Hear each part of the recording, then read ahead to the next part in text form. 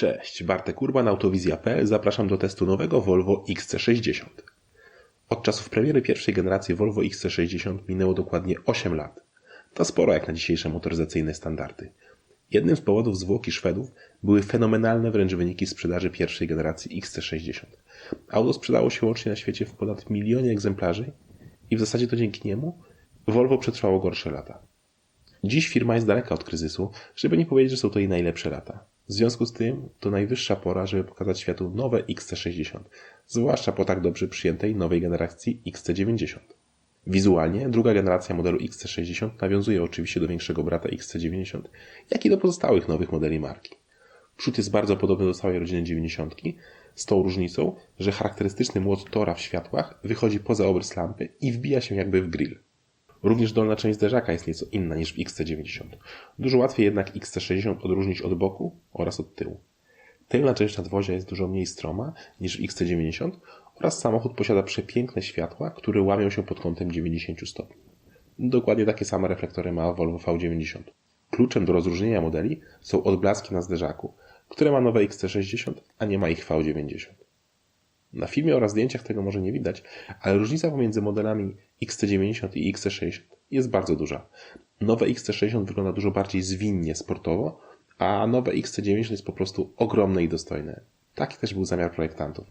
Nowe Volvo XC60 jest przepięknym samochodem, zwłaszcza w pakiecie R-Design i na monstrualnie wielkiej 22-calowej feldze, tak jak to ma miejsce na prezentowanym egzemplarzu.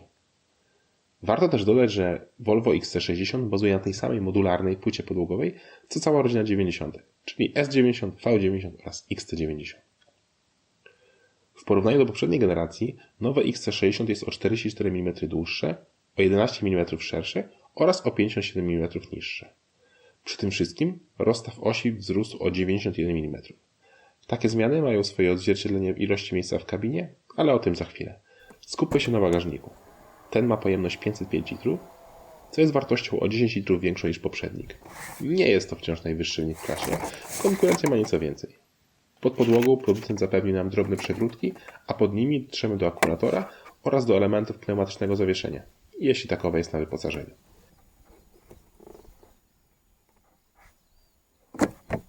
Po prawej stronie mamy gumę mocującą przedmioty, a po lewej siatkę, za którą również coś możemy schować.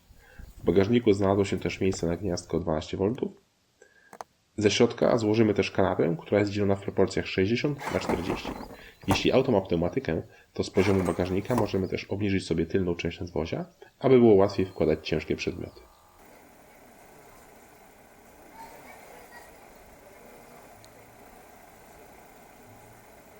Teoretycznie z tyłu, ze względu na niższe nadwozie, powinno być o 15 mm mniej miejsca na głowę oraz o 41 mm więcej przestrzeni na nogi, dzięki większemu rozstawowi osi. Mi ze wzrostem 186 cm nad głową wciąż zostawało parę centymetrów, a na nogi miałem bardzo dużo miejsca. Siedzi się wyżej niż w porównaniu do V90, przez co nasze nogi mają niemal pełne oparcie. Tylna kanapa może być podgrzewana, a do dyspozycji mamy z tyłu gniazdo 12V, 2 cup holdery, mały schowek, podłokietniki oraz oczywiście miejsce na narty. Z przodu jest naprawdę sporo miejsca i bardzo wygodne fotele. To idealny kompromis pomiędzy sportem a komfortem. Martwi jedynie nieco delikatna skóra, która wydaje się być cienka. O ile z zewnątrz samochód może przypominać XC90 lub V90, tak środek jest już identyczny z rodziną S90 i V90. W zasadzie jedyna różnica to inaczej zamontowane klamki do przednich drzwi, które tutaj wylądowały wyżej oraz wycięta mała flaga Szwecji na prawej części deski rozdzielczej. Poza tym wszystko jest takie samo. Materiały są bardzo dobrej jakości, tak samo jak i spasowanie. Producent zadbał o kilka mniejszych schowków, w których ukryjemy okulary, pilota do garażu czy telefon. W podłokietniku zmieści nam się co najwyżej litrowa butelka. Podobnie jak w całej rodzinie 90, nowe XC60 otrzymało w pełni cyfrowe zegary z możliwością zmiany tła. Do wyboru mamy 4 różne grafiki. Menu głównego ekranu zostało nieco zmienione względem modeli z rodziny 90. Pierwsze, co rzuca się w oczy, to większe przyciski odpowiadające poszczególnym funkcjom, dzięki czemu łatwiej w nie trafić podczas jazdy. Obsługa wyświetlacza jest intuicyjna dla każdego, kto miał styczność ze smartfonami. Mamy kilka widoków na boki, górną belkę można rozsunąć, a ikony aranżować według własnego upodobania. Oczywiście nie pochwalamy zmiany temperatury za pomocą tego ekranu. Za dużo klikania i ciężko to zrobić bez oderwania wzroku od drogi. Dobrze, że chociaż głośność audio można regulować za pomocą pokrętła lub przycisków na kierownicy. Pora na jazdę. Volvo oferuje 4 tryby jazdy dla swoich samochodów. Eco, Comfort, Offroad oraz Dynamic. Te, jak sama nazwa wskazuje, starają się dopasować do naszego danego zapotrzebowania. Po każdym wyłączeniu silnika samochód wraca do trybu Comfort. Jeśli samochód jest wyposażony w pneumatyczne zawieszenie, to w trybie Dynamic obniży się, a w Offroad podniesie. Standardowo nowe XC60 ma prześwit na poziomie 21 cm, co jest o 2 cm mniej niż miał poprzedni. Dzięki możliwości podniesienia prześwit wzrasta do 25 cm. W takim ustawieniu auto wygląda bojowo. Trzeba pamiętać, że jest to ustawienie głównie w teren, czyli możemy podróżować tylko z prędkością do 40 km na godzinę. Jeśli przekroczymy tą wartość, samochód obniży nam się sam. Słów kilka o silnikach. Tutaj nie ma żadnej niespodzianki. Volvo oferuje dla tego modelu tylko dwulitrowe jednostki i tylko rzędowe czwórki. Innych nie ma i raczej nie będzie. Przez chwilę w mediach można było usłyszeć plotki o rzekomym wprowadzeniu jednostki 1.5 turbo o 3 cylindrach, ale póki co Volvo dementuje to. Obecnie mamy 5 wariantów. 2 benzynowe T5 254 koni oraz T6 320 koni, 2 wysokoprężne D4 190 koni oraz D5 235 koni oraz jeden hybrydowy typu plug-in T8 o łącznej mocy 407 koni. Jednostka T8 jest to połączenie benzynowej T6 z silnikami elektrycznymi. Póki co każdy z silników dostępny jest tylko z napędem na 4 koła, ale w niedalekiej przyszłości pojawi się odmiana D3 o mocy 150 koni, która będzie pędzona naprzód.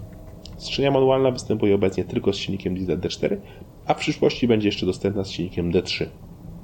Wszystkie pozostałe jednostki mają 8-biegowy automat firmy Aisin. Napęd na 4 koła jest oparty na Haldexie najnowszej generacji. Pod maską testowanego Volvo XC60 znajduje się silnik T6, czyli 320 koni, wykrzesany z pojemności 2 litrów.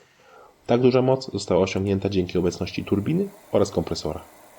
Od 0 do 100 auto powinno przyspieszyć w 5,9 sekundy, a prędkość maksymalna to 230 km na godzinę.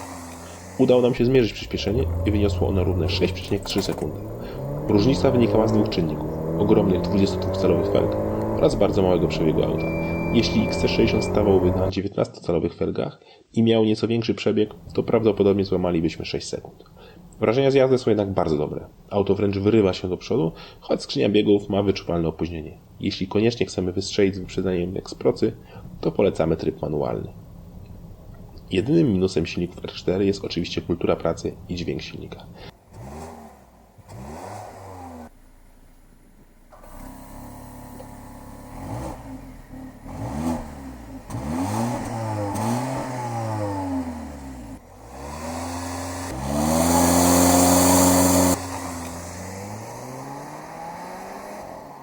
Auto po prostu nie brzmi. Stare rzędowe szóstki brzmiały rewelacyjnie, ale to był ich jedyny atut.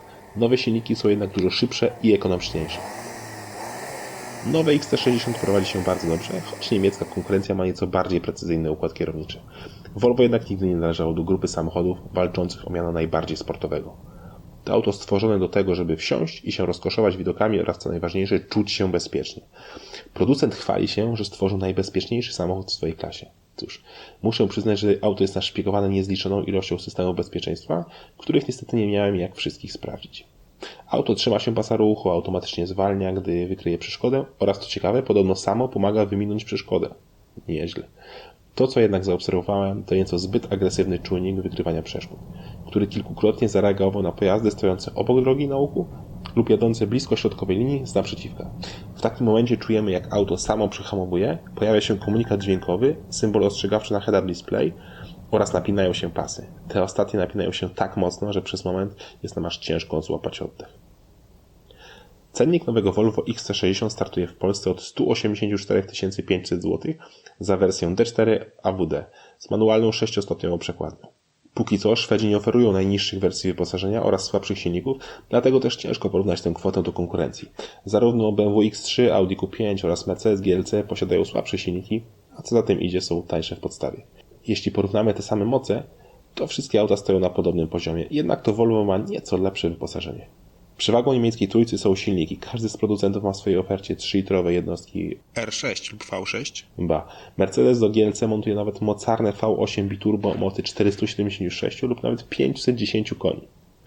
Jeśli zerkniemy na cennik schodzącego XC60, to jest ono tańsze o 8100 zł dla odmiany T5 oraz o 1900 zł dla odmiany T6. Nowy Volvo XC60 startuje ze świetnej pozycji.